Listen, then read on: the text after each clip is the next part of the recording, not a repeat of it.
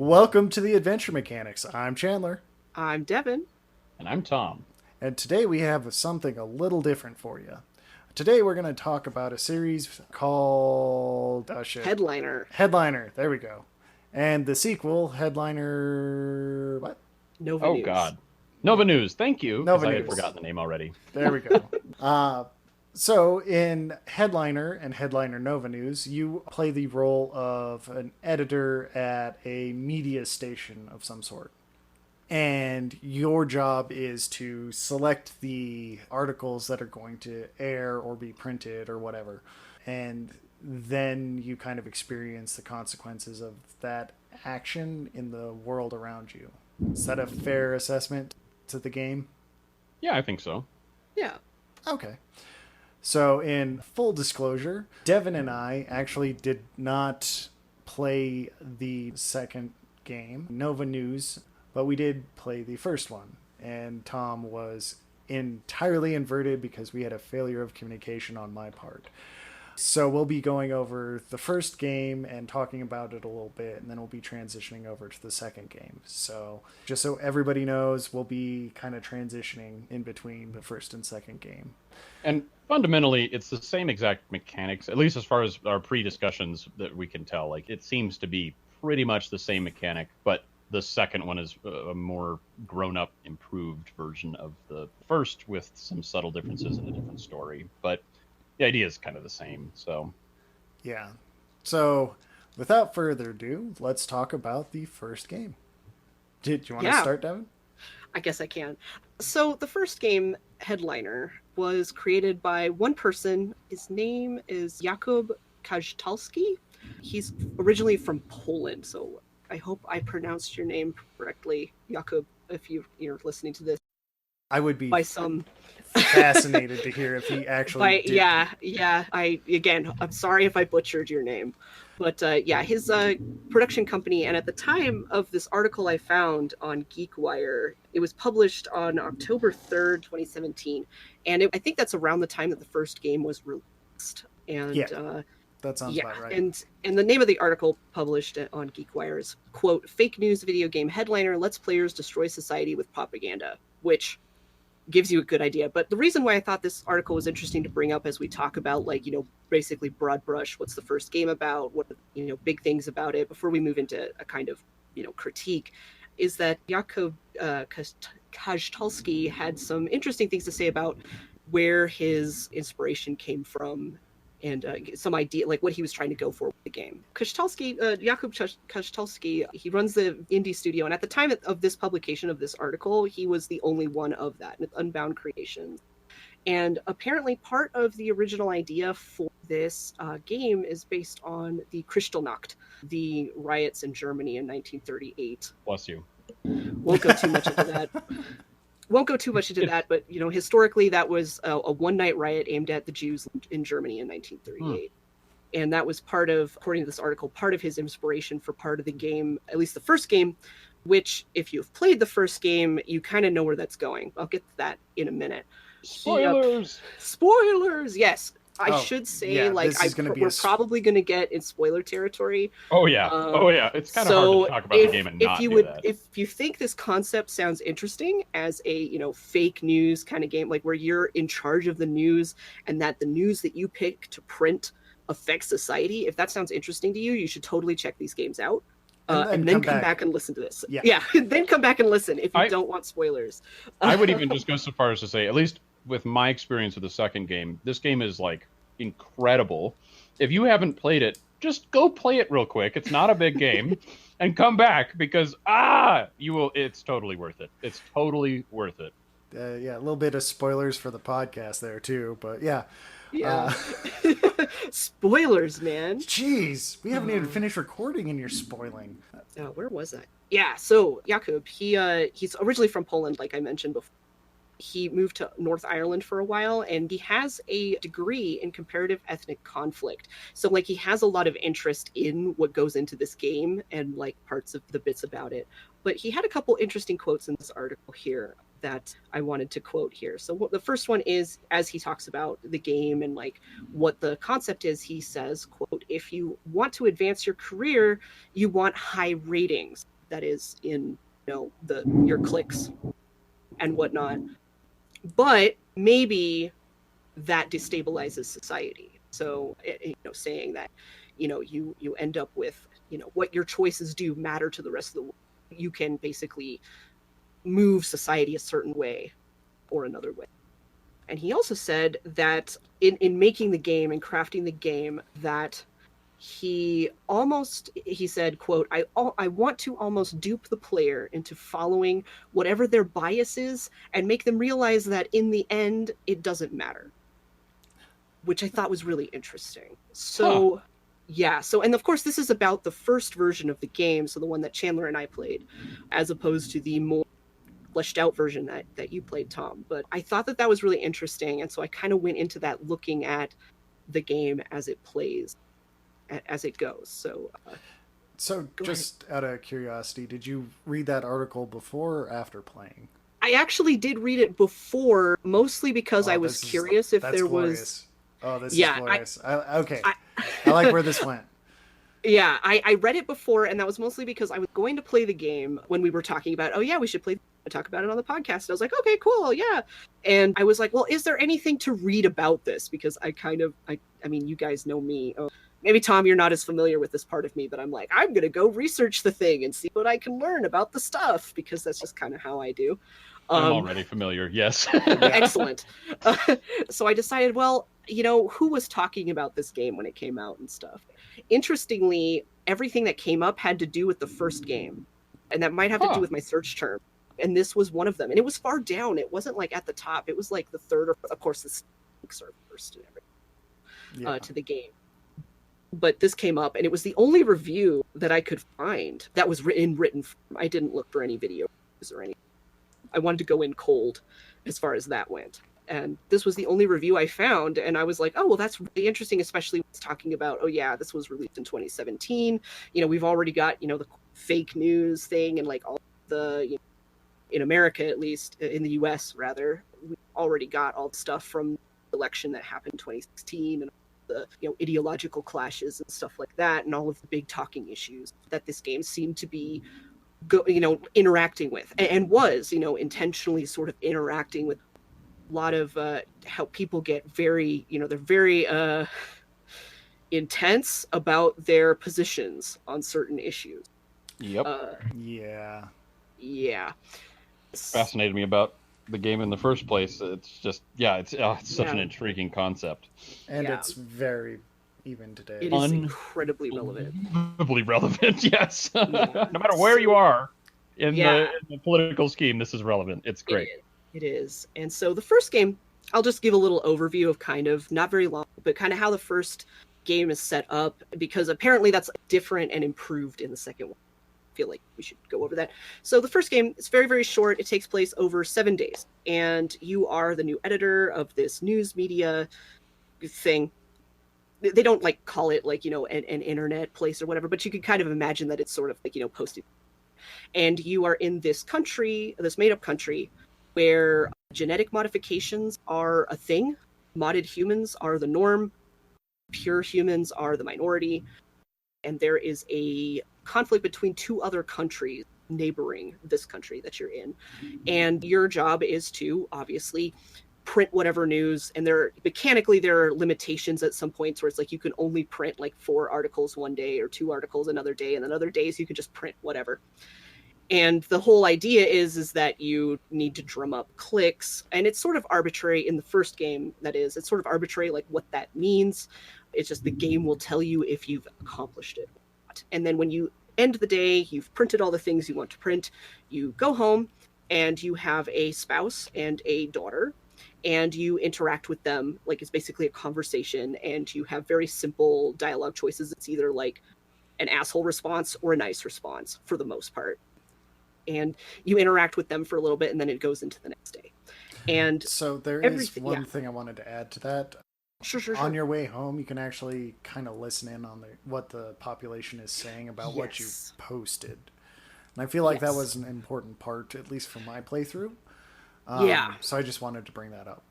No, yeah. I was actually going to get there, but I'm glad you brought that up. So, yeah, as you walk home, like Chandler said, you hear like the people around, like they're just little sprites. They will talk about what you printed and react to it in, depending on what their whole thing is. And there are like two main issues that you can go one way or the other on. And one of those is the rights of quote pure humans, i.e., non-genetically modified humans. You can give them the right to marry and whatnot. Well, you can't give them that, but like your printing support of that allows that to happen in the game world. The other one is an issue of a refugee crisis, where this other conflict between these other two countries, that there are refugees from the attacked country are coming into yours. And you can either say, lock them up, kick them out, or you can say, help them, let's give them jobs and whatever. And all of these choices that you make, like not only are people on the streets talking about it, but it actually affects your home life a little bit. Like, for example, if you choose to print the story that says, let's give refugees jobs, your spouse who is ill can be laid off their job. And so they now lose their job, and you're at a point where it's like, what are we going to do about money? Shit, I did that. I did that on one of my I played through 3 times trying to get different things. That's a whole other thing. We'll get to that in my critiques. So that's basically what happens. And every day is leading up, like the end game is basically after this festival. So it's basically like the Independence Day, like if you're from the US and it's like the 4th of July for this country. It's like the festival, quote unquote, is what they call it. And that is their Independence Day, their Formation Day, their Founders Day. And there's going to be this huge thing, and there's either going to be a performer or not, depending on what you print and all this stuff. And something can go horribly wrong at this festival. When I played through 3 times, each time something bad happened, but it was a different bad thing each time. For example, again, here's spoiler territory, y'all. I ended up, the first time I played through, the performer at the festival was assassinated because she was a pure human. She was not modded, and she was killed for that.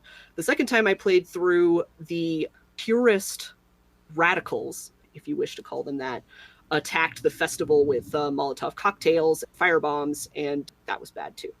I can't remember if the third one was like the other way around, but bad things happened no matter what in all the playthroughs I did in this version.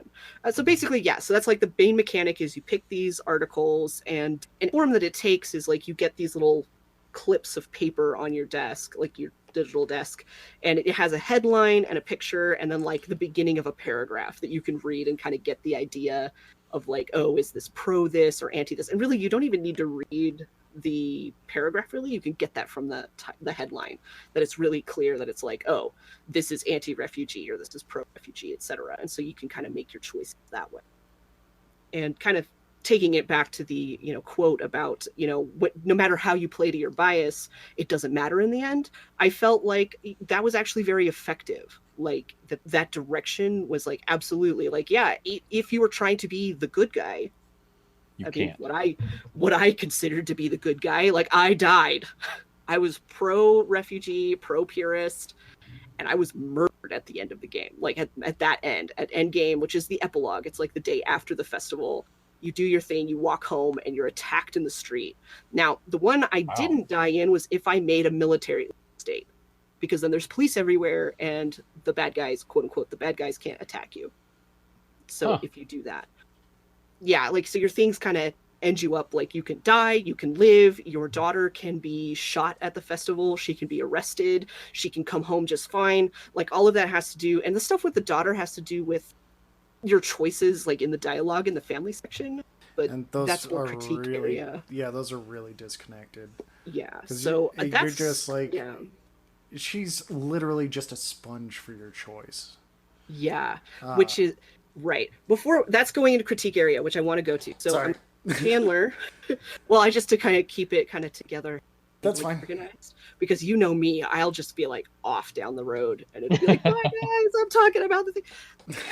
That's basically what I have to say about the game setup as a whole. So Chandler, do you have anything to add? And then I think it would be great if you went into critiques, if you started into your critiques. Okay. Since you that was the basic formatting. There was something I noticed when you're going through the stack of papers.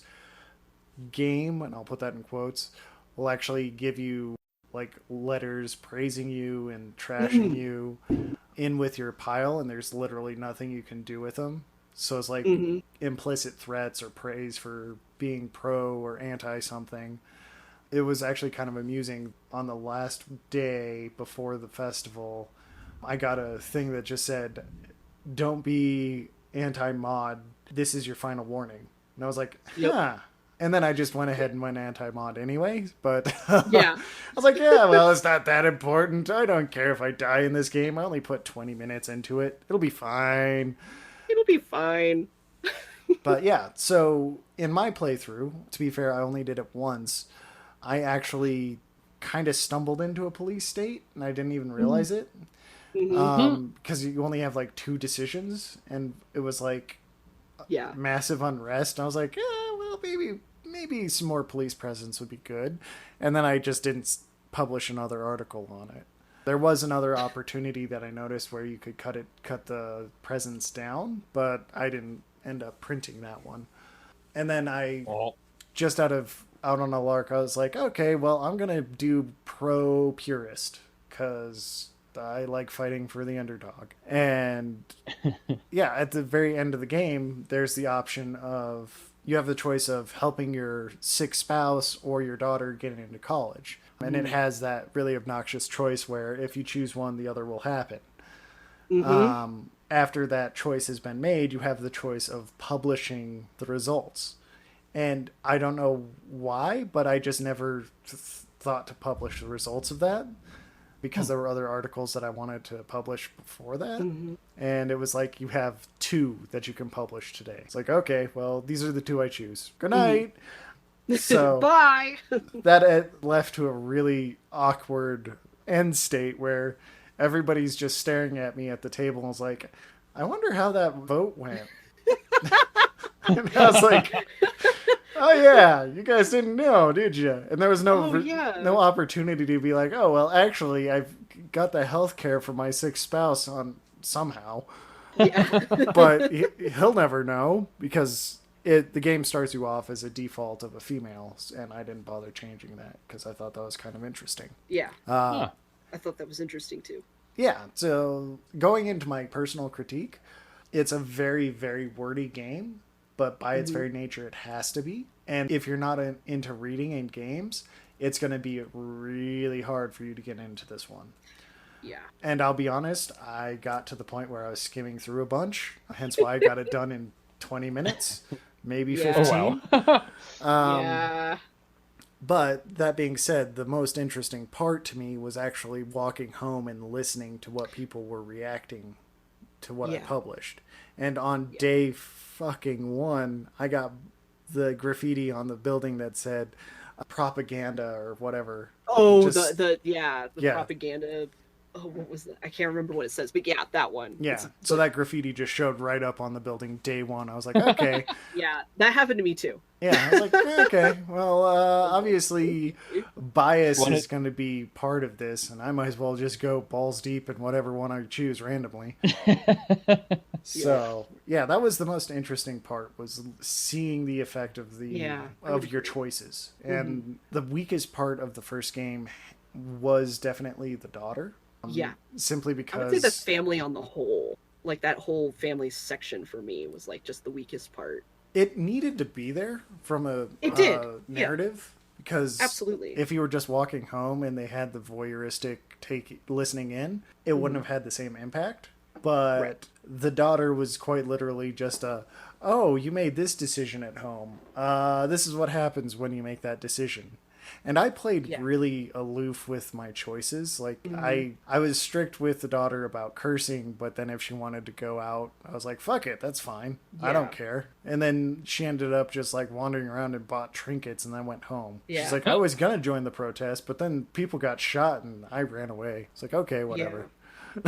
Yeah, like, on the whole, like, the family part absolutely needed to be there as, like, to give you some reason to give a shit about what you were printing. I feel like beyond your own personal biases and like your own beliefs about stuff, how that layers onto what you read in the game in this fictional setting. Like you needed this sort of personal interaction with people you know and care about to make it make sense. But for me, like you said, the daughter like is like, oh, you did this, so I agree. And if you're like kind to her and stuff and you're not a super asshole, it's fine. She can end up fine, especially if you have a police state. Like she's not going to get arrested or something.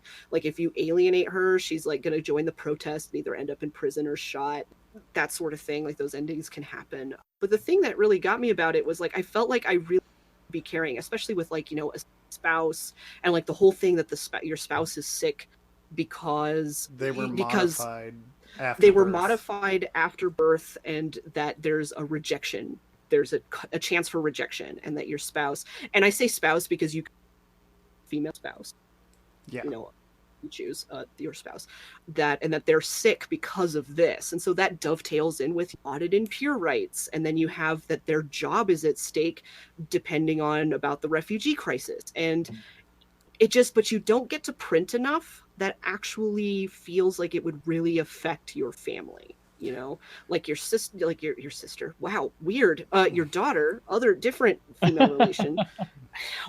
We're not from Alabama. Wow. Yeah, it's like, where is this country again? It's Alabamistan, obviously. Yeah, obviously. Oh man. No offense to anyone actually from.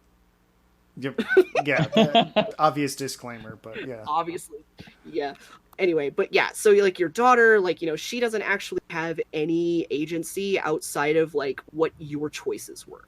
Like, it's not like if you printed like an anti-purist thing that she'd be like, hey, that's like really crappy of you, parent. Why would you do that? Like, she's not like that. She just is like, oh, I saw you printed this. So interesting, you know. And then like your spouse is like, oh yeah, like I would be, you know, we have this issue with like our daughter needs to go to college, but you know, I also have this health issue, and like the health issue versus education thing was like the second to last day, and it didn't matter. Like it felt like it didn't matter at all. You were like, already too close to the festival. There was no you're already too close to the festival, and like the game really like rams it down your throat that like the issues you need to care about are either mod versus purist or refugees versus anti-refugees. Like those are the things you need to care about. There's like not much other things print except the occasional thing about the festival, and then the festival stuff kind of dovetails with that, like, you know, like the protest against like modded tomatoes, or the protest against the singer because she's a pure human, she's not modded, you know, like all of these things. But there's just not a lot, and I felt like that on the one hand, like it makes the family section very weak because it's just a bunch of words that don't matter. Like what really matters is going back to work and printing the stuff and then seeing what happened around you. And then also it weakens it because like there really should be a lot more things, especially when you have the missions day. Is it day 3 that is the first day that you have limited? Yeah, I can't remember, 3. but they limit you to like you can only print 4 things. And I feel like if you have a really big pool of stuff to print, but I feel like if there were more of things to print, like more of this about, oh, there are issues with healthcare, like, you know, and you can either make that dovetail with, and of course this is a very simple game, like it's not complicated, but like these are sort of critiques, especially now that I know that there is a improved second game, right. That it's like I say these critiques knowing that this is a critique of a game that is sort of a prototype proof of concept almost for what came later. This was the game jam game to the eventual release, effectively. Exactly. And like I definitely think that what, at least according to that article, like the game designer was going for, like I think he managed it. I think what he was looking to do and what he was looking to communicate about biases and about how somebody who's in charge of information can affect society, like I feel like, and how that can affect crises especially, I feel like that part was effective. I think he managed to do that well. But everything else around it could have been more. It could have been better because it was much weaker than I feel like it should have been to make you really feel like you had a stake. Because why not then, you know, forget this purist and modded stuff. Like, let's print stuff about healthcare because this actually affects my life. And does that tank your ratings then? Like, you know, things like that. There could have been more subtlety if given more time in the office. Yeah, exactly. Or like, you know, more conflict with your spouse or your daughter.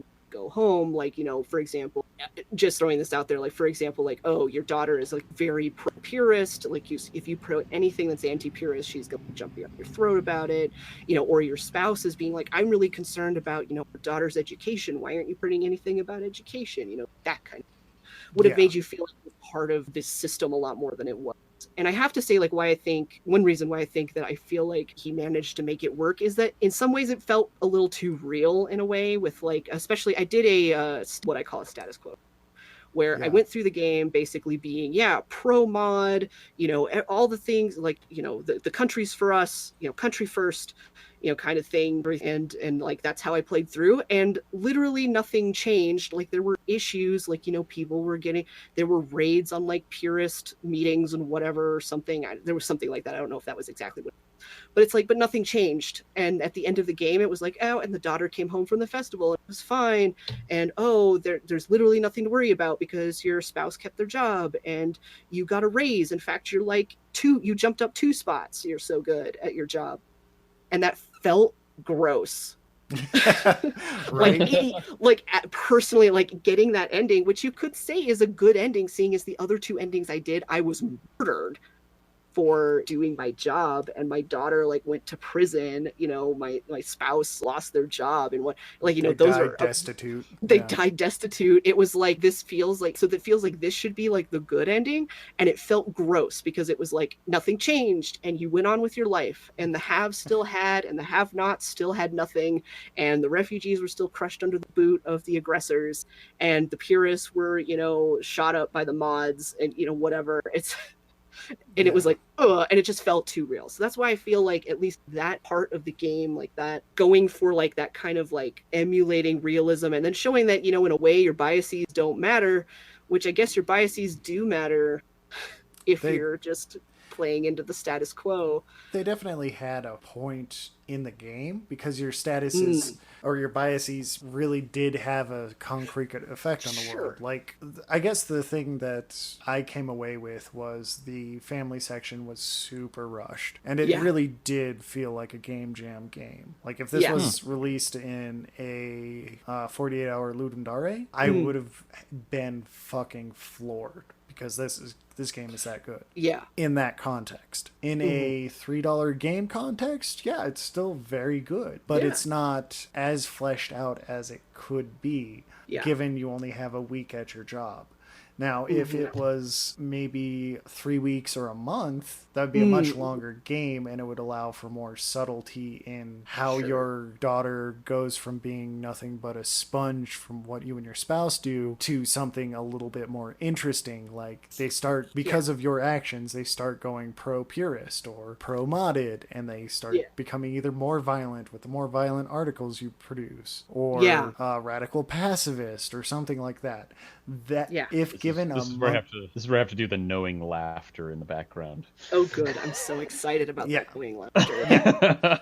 So that's a very good sign, because all the critiques that I have require more time, development time, and subtlety. Which, from the game jam context and the game jam lens, this game is phenomenal. But from like an everyday player lens, the game's good. So fair enough. Yeah, it's a great proof of concept, so to speak. Yeah, and then absolutely. The game had an impact, and although not necessarily fun, it conveyed an emotion to the player really well. Yeah. Like, every time I was walking home and I would get stalked by either refugees or modded people saying "fuck you," which does actually happen. I felt like, oh god, I kind of want to keep the police around now. I did feel like the first time that and they're like these tiny little sprites, right? And they have these big little bubbles that come up.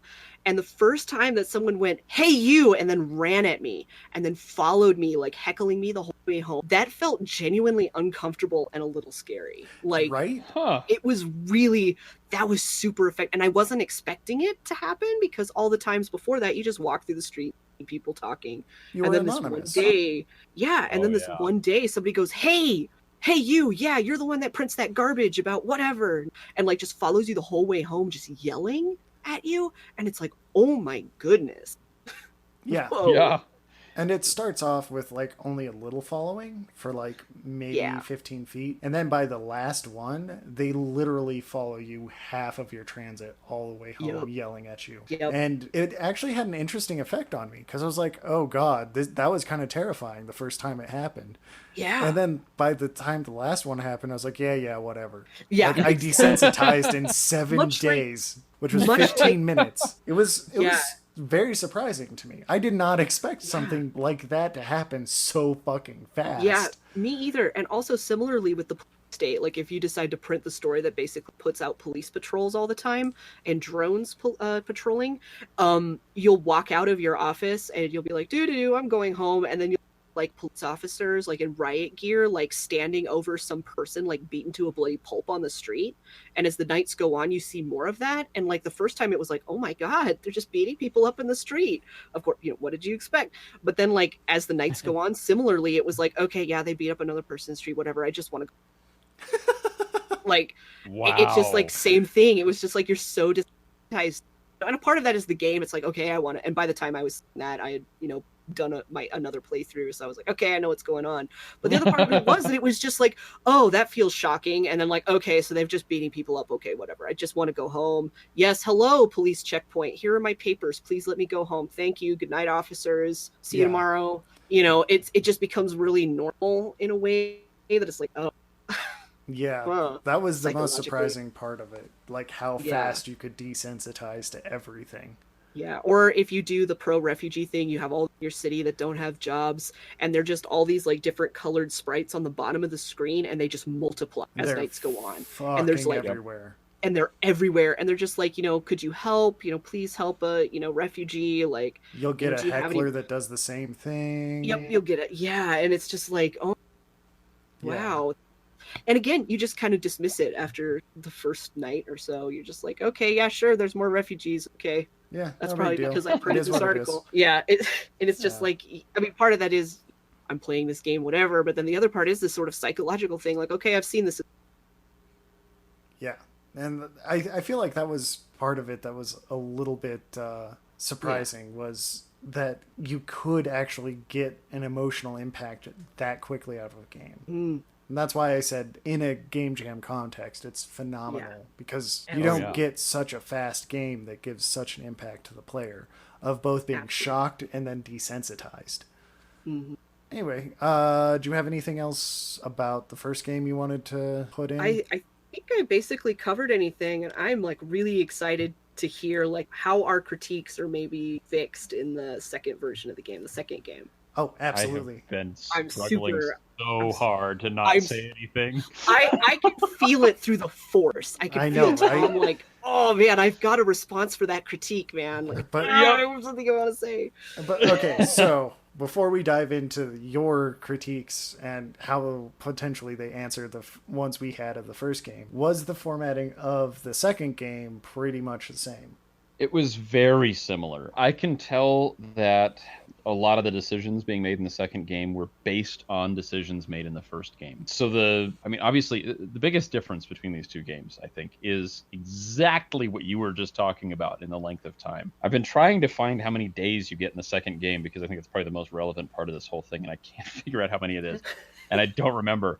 I want to say it was a lot. It was like, we'll say somewhere between 35 and 40 or 30 to 40 days. Okay. That's exactly what it needed. Yeah, that's perfect. Yeah, it makes a difference. No question it makes a difference. So that's a huge difference. Some of the other things that are going on, it's kind of funny how many parallels there are. Like, okay, so in the second game, same deal. You're a new headliner at this media company. And you're right, it's probably an online media thing. They don't really specify. Newspaper. Yeah, you get your print articles. Same exact mechanic. You get some that you can approve and deny and all of that, and you get a big stamp that you can use to approve or deny them. Very papers, please. Yeah, totally. That's exactly what I was thinking as I was playing. So I was like, it's like a bigger, badder version of Papers, Please. But in any case, you're single, no family. Well, okay, that's wrong. You have a brother. you have no immediate family living with you. You're on your own. However, as the game progresses, and again, spoilers are inevitable here. There's no way to get around it. Yeah, if you're this far into the podcast and you're like, whoa, spoilers, we fucking gave you a lot of choices to, actually play these games. Yeah. You only got yourself to blame at this point. How about this? If you've been thinking about playing this game and you're now feeling bad about the fact that you have gotten this far without and already gotten a bunch of spoilers, stop now and play the second one. Yeah. And then listen to the rest of this.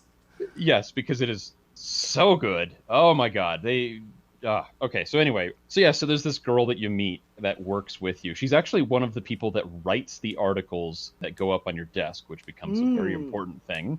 So you meet her at work, and depending on how you answer things and depending on what articles you publish and all of that, you can initiate a relationship with her. And she is also what you guys are talking about, because there's the same world, genetic modification and all of that. Okay. She had genetic modification after birth, so she has exactly the same problem that your spouse does in the first one, by the sounds of it. And the decisions I've only played this once, so I'm going to preface that with that. But I played the game and I was like mind blown. I've got to play more, but I want to look into this a little bit more because this is so interesting. And so I got some information on some of the other outcomes. And depending on what decisions you make, that genetic modification thing, without giving too much away, create some health problems for her, and you have a major influence on whether or not those get resolved. The other elements that are going on in the game is that you have a brother who suffers from severe depression and anxiety. Just like the husband I had. Really? Okay. Yeah, he got crippled by depression by the end of it. He's like, I'm just making plates. Oh. I was like, pat on the back. You're doing good, buddy. You're doing good. You're doing okay. Just make those plates. They're great. Yeah. So your brother has severe depression and anxiety, but he's a struggling comedian, and he wants to turn that into a career. And again, I think one thing that they did a lot better, based on what I've heard from you guys in the second one, is that the relationships that you have outside of work are fundamental to the game. They're huge. They do an incredibly good job of describing each of the characters, and you end up feeling genuine emotion towards all of them, and you want to help them all. There is not a bad character in the whole book or in the whole game. Like every single character, well, it kind of is. It's like big choose your own adventure. Oh, it absolutely is a choose your own adventure game. Yeah. But yeah, I mean, like all of the characters in this game are very likable. And you just want to solve everyone's problems, and you can't. And so anyhow, where was I? So you got your brother who's got his thing going on, and depending on what articles you post and depending on what conversations you have with him, it can fundamentally change the outcome of the game. Now, what you're talking about with the clicks and the views or whatever, that is gone in the second game. It doesn't exist at all.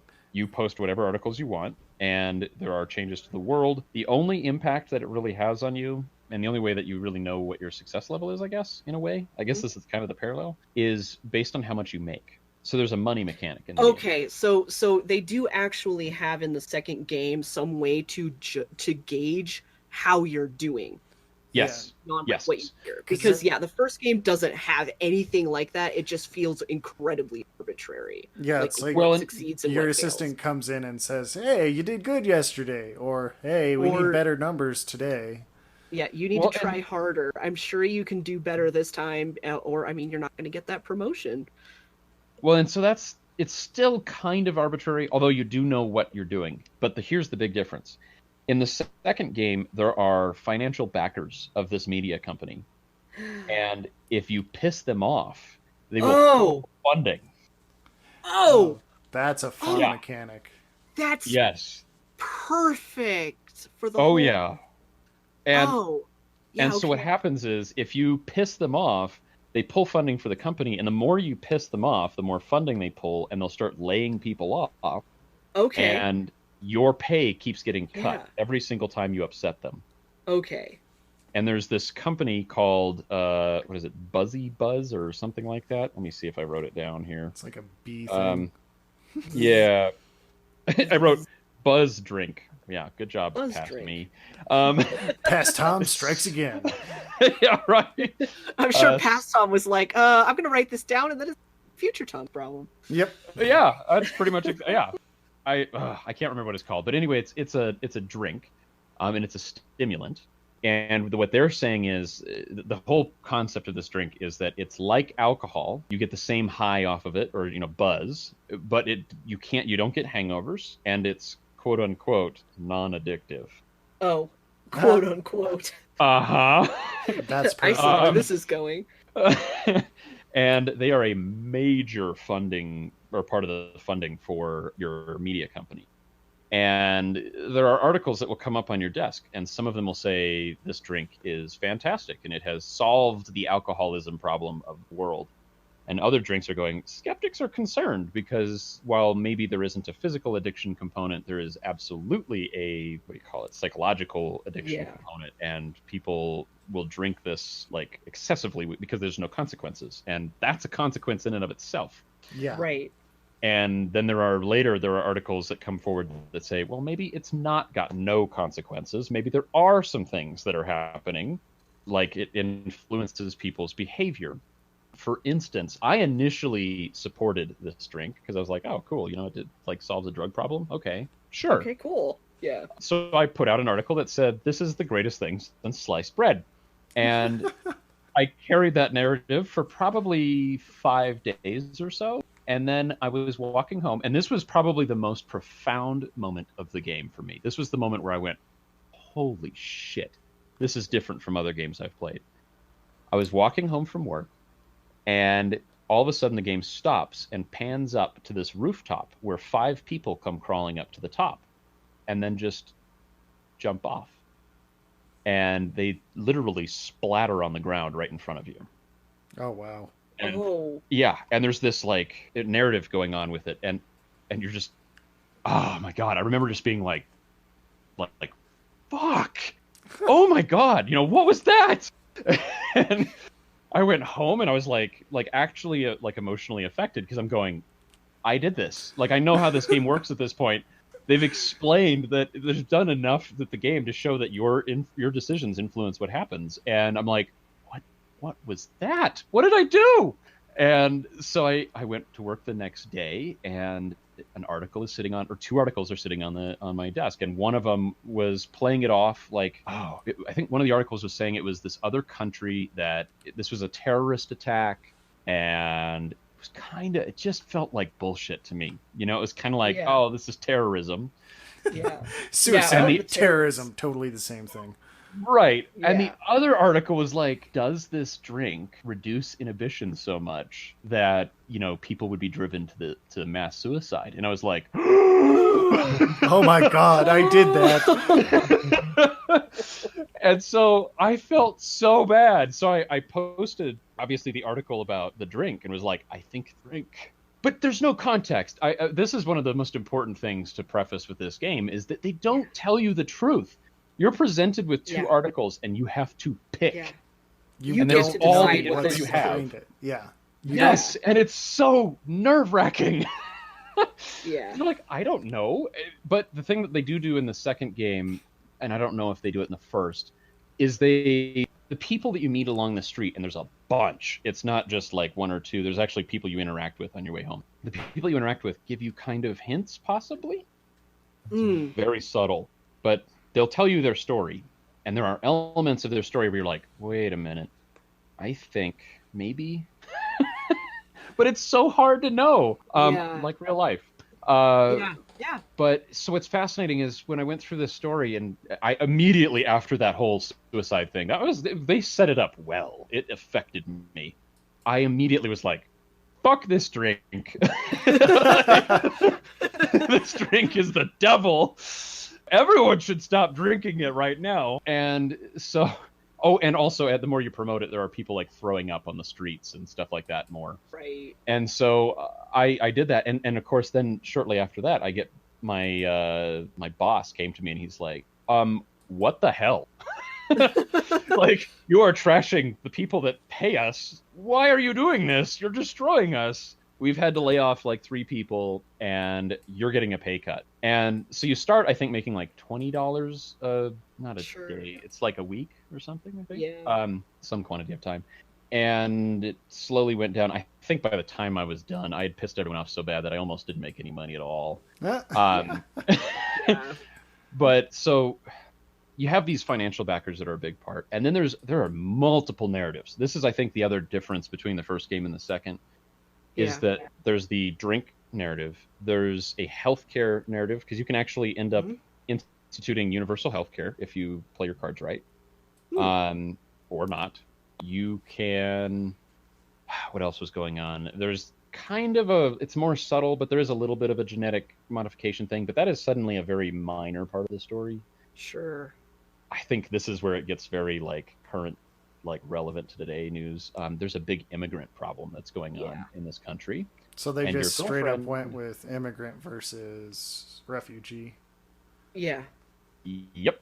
And your girlfriend, whatever, assuming you even go down that road, is an immigrant. And so that okay. narrative. Okay. And there's also this like very creepy totalitarian sort of vibe going. There's a leader in the country, and he starts off fairly in favor when you begin the game, but depending on what decisions you make and what happens in the world, it starts to become, at least to me, and again, this is totally dependent on your gameplay. Like you can play, it's so different depending on what decisions you make. But for me, what ended up happening is he kind of started pushing the narrative of a police state, and I squashed that.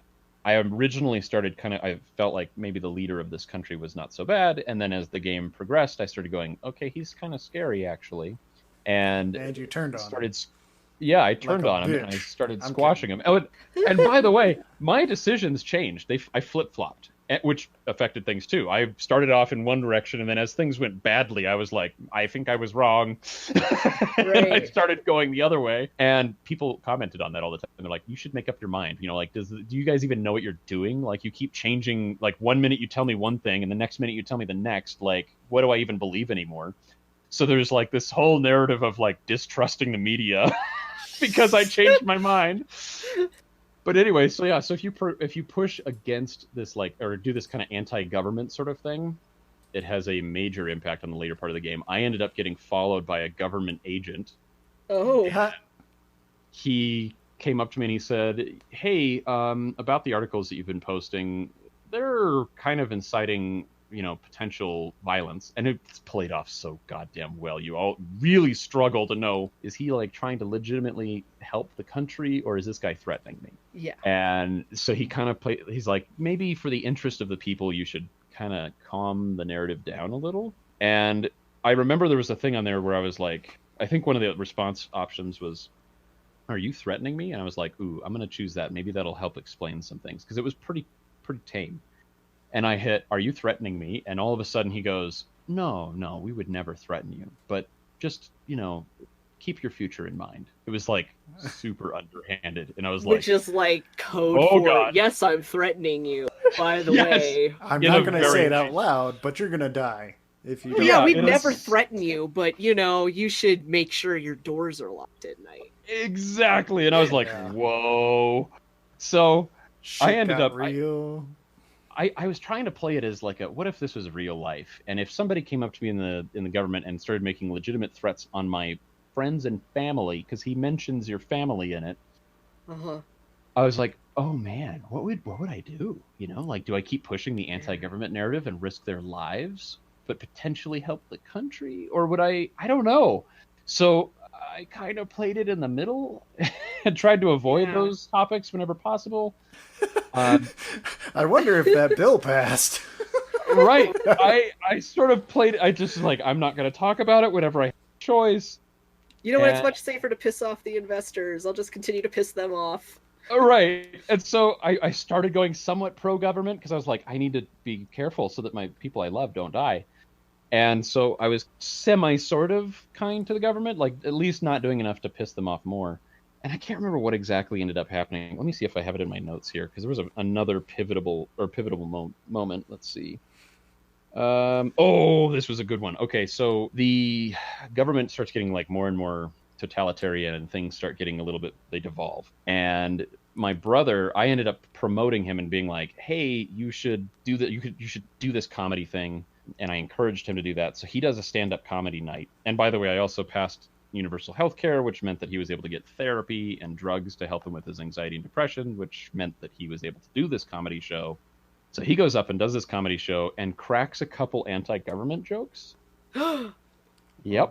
Oh boy. Brother, no. Yeah, exactly. And he does great. Like, he kills it. The audience loves him, and he's like talking to me as we were coming home, and about how successful he's been and how he's just so thankful that I encouraged him to do this, and his life is really turning around. And then all of a sudden I get a notification that he's in jail.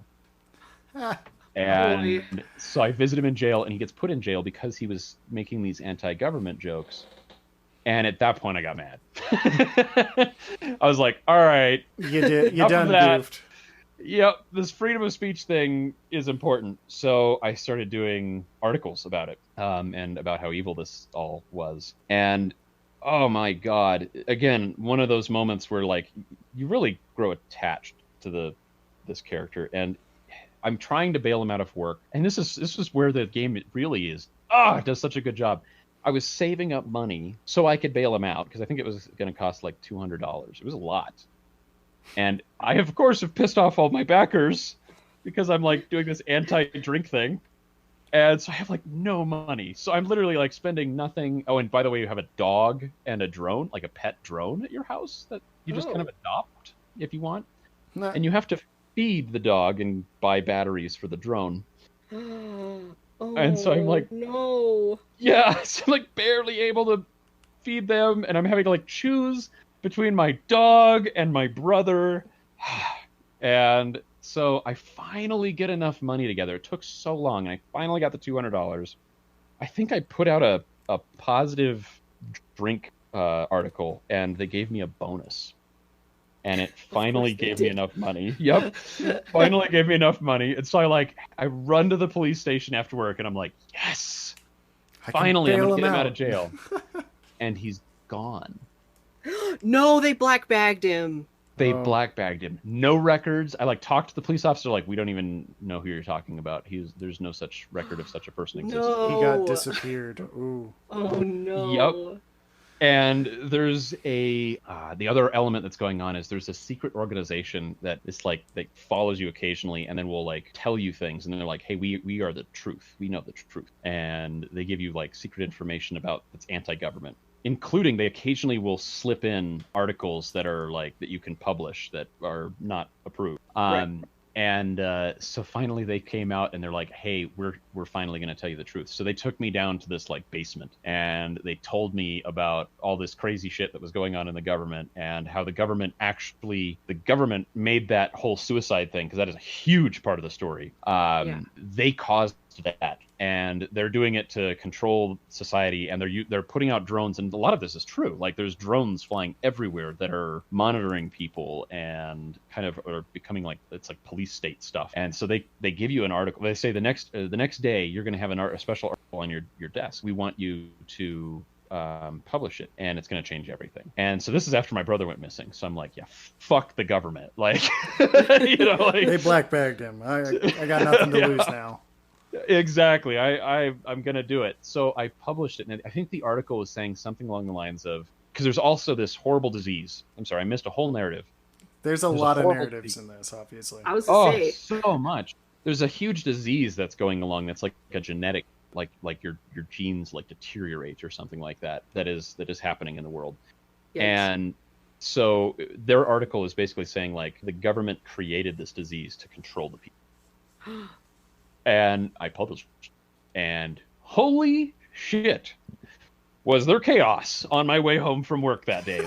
Riots and freaking drones getting shot out of the sky, and people were losing their freaking minds.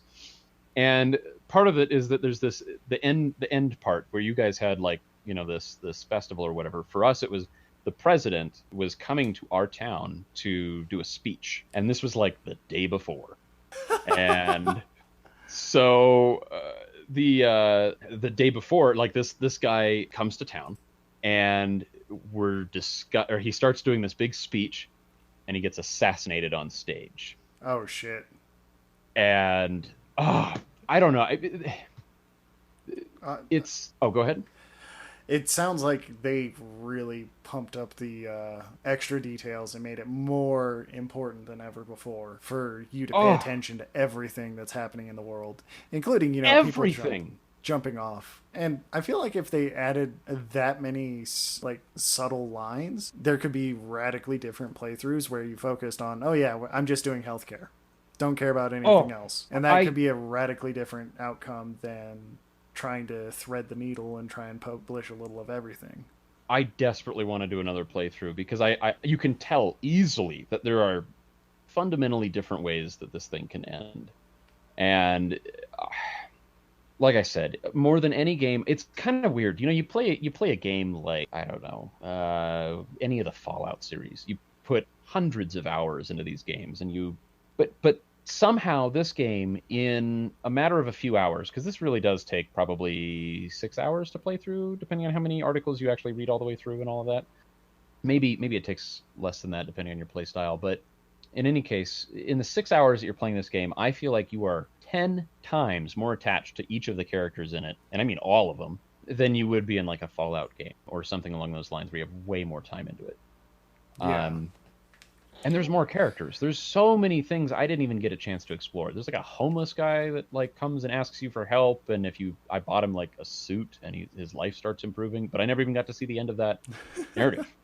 You're just like, well, that happened. Yeah, luck, I know that goes somewhere, but he needed more money at the end, and I'm like, I'm sorry, I'm trying to bail my brother out of jail because I sort of got him there. My brother's in prison right now. I should probably help him. Yeah, and the worst part is, the jokes that he's telling are like conversations that you have with him leading up to this, and if you make jokes, he incorporates those jokes into his act. So like, I am directly responsible for the position that he is in right now.